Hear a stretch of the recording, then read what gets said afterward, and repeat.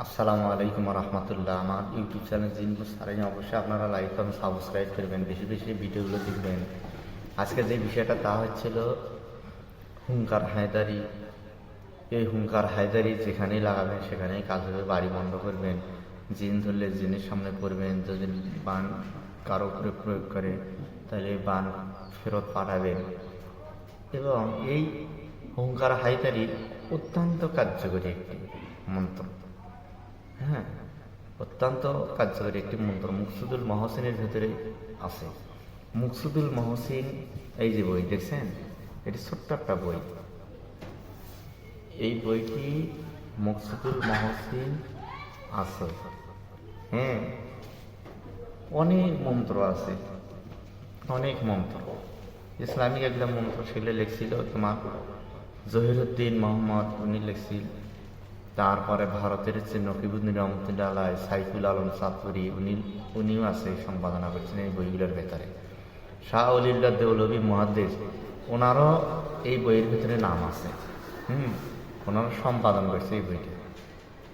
যেমন ভারতীয় উপমহাদেশের মধ্যে মুসলমানরা ধর্ম প্রচার করার জন্য আসলে হিন্দুরা, তান্ত্রিক, বড় বড় জাদুঘররা তাদের উপরে, আলেমদের উপরে অনেক জাদু প্রয়োগ করছিল।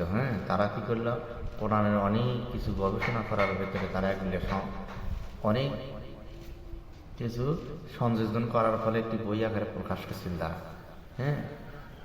প্রকাশ করার পরে দেখলো যে না, তারা যে আমাদের উপরে বান প্রয়োগ করে, পরিকালাম করে, তাহলে কী হবে, তাহলে নষ্ট করা যায়। সেই ক্ষেত্রে তারা অনেক বই লিখছে। মুকসুদুল মহসিন লিখছে, তারপরে আপনার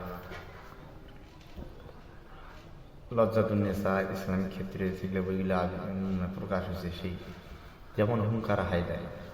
এই হুঙ্কার হায়দারি মুকসুদুল মহসিনের ভেতরেই আছে।